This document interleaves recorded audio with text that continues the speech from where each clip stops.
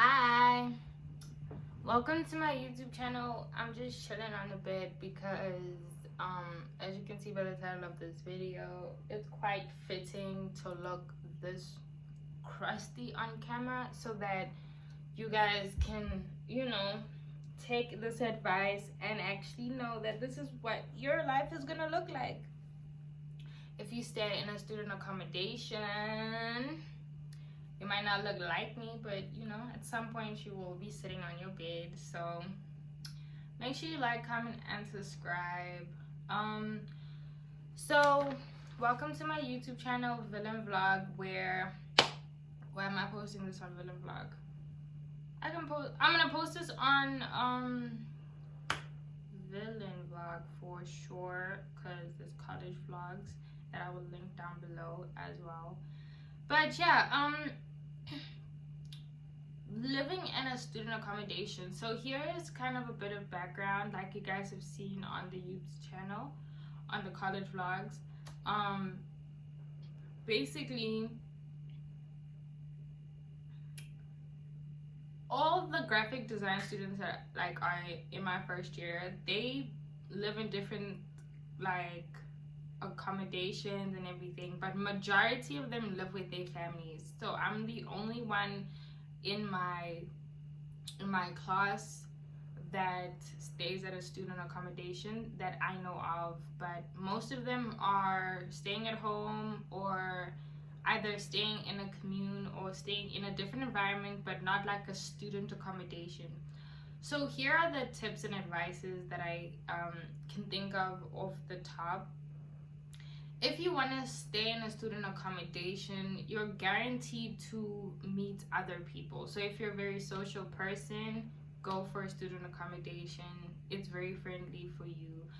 If you want to be with a roommate and stuff, then student accommodations, there are student accommodations where you have roommates, especially if you're a social person. If you're trying to get better at working with people in your life or whatever the case may be, then partner up with someone, have roommates, all of that stuff, because that will help you and develop how to coexist with people.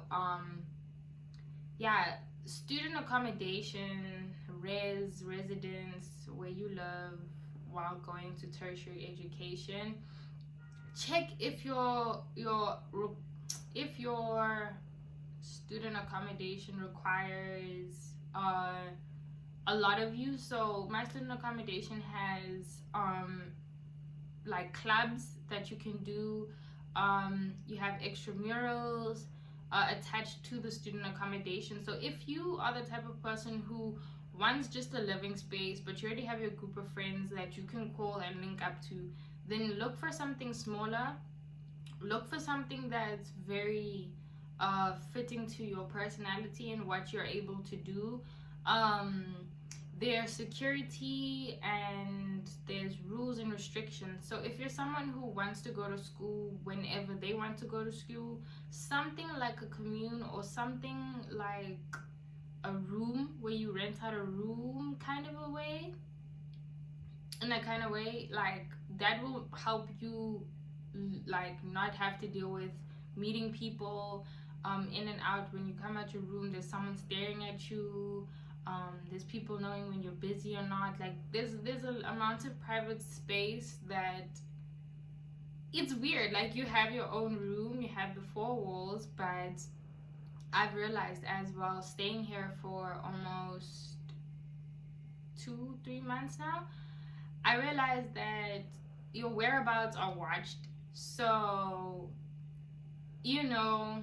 just know that there are people who keep tabs on you, or there are people who kind of know where you're going and know where you are, and these are strangers. These dorm mates, my dorm mates and my college fellow college students and everything, they kind of also know, so you don't know who's paying attention to you, and you don't know who knows about your whereabouts. So if you're the type of person that doesn't want anyone to know, then staying by yourself should be one of the things that you should want to do, if that makes sense. What else? Yeah, I mean, why you should live at a student accommodation is, I mean, this is me actively, you know, being appreciative of the space that I'm in, but it's also to be critical and say that I'm going to school, yes, but my school and my accommodation are two different things. So if you want to not have an issue with your living space and your everyday space and how you go about school every day, because if you live by yourself and if you live in a separate student accommodation, it means that you're going to pay for transport. It means you're going to have to organize yourself for transport. You have to wake up. You have to think about the fact that your classrooms are further away from where you are, so it means more planning goes into it, more like you have to kind of sometimes multitask, depending on what you prefer and how you get your stuff done. So staying at an accommodation that's walking distance, or even just linked up to your varsity or university or college, and that's a better thing for you, a better option for you. If you know that you don't want to wake up thinking I have to wake up at 5 to get shower, I have to pack my bag, and then I have to go, and then I have to like, if you just want to wake up at 6 and your class starts at 7 or whatever the case may be, then you know that you can literally wake up at 6 and chill in your bed like I'm chilling in my bed, and know that you have 5 minutes to get your stuff done, and you don't have to deal with your teachers being too far. I mean, your lecturers being too far from you and stuff. So it's just kind of also the same thing as a boarding school, and how beneficial a boarding school is. So if you're interested in staying at a university that has its own attached accommodation, and or an accommodation that's nearby your school, then think about your transportation, and think about when you go home, what does that look like? Think about your personality, think about what you want to be able to do, and put a priority list. Like, make sure, like, if you saying that you want to go out more, and that doesn't mean your work's not done, it just means you want to go out more, then pick a location or a student accommodation where either the people are very outgoing, or go near a place where you can go out and have parties and find a club nearby, or whatever the case may be, or a chill spot nearby. Because even at my student accommodation, because there are areas nearby, you still have to pay to go there. You still have to pay for your college experience either way. So yeah, just brainstorm, what do you think is necessary. Laundry is a major thing. I enjoy doing my laundry when like it's quiet and stuff, but at the same time, it's like, again, coexisting, knowing how people work, knowing how people are, learning your environment, getting used to your environment. All of those things kind of happen subconsciously. So also knowing if you're gonna stay at the place that you're staying for the years to come is also very important. So you need to know, like, if this is the environment that I'm gonna be in for the next 2-3 years, 4, 6, 8 years, then let this be what I'm getting used to forever. You know what I mean? Let me get used to it, so that I don't have to restart in my mind next year about how, when, and what, regarding things like cleaning my room, regarding things like, because nobody comes clean your room. Maintenance, you have to request it. You have a X amount of tokens that you use. So I can't just randomly go do my washing. I have to kind of think, when should I go do my washing? The washing mat, the laundry mat could be, laundry house could be full of people doing things, doing their things, washing their laundry, and it's like, damn, that cuts into my whole week because I have school, I have this, I have that. But if you live by yourself or you have your own washing machine, you don't really think of those things. You just go and do your washing and then you pay your bill or whatever. And at the student accommodation, you have to watch your electricity, you have to watch your water as well. You have to really, you have to also look at, when you go to these student accommodations and you go and research what's best for you, go and find out what do you want to do and how you can picture your routine. Picture yourself, get your schedule, your school schedule kind of brainstormed and see what it is that it looks like. Because if I did that before being here, then I could have been in a different situation, honestly, that could be better or worse for me. But because I know that these up and coming years are still looking at me, and it is my choice to stay here if I want to, even though, yes, security is a really good benefit from being here. Like, I'm not scared about people following me.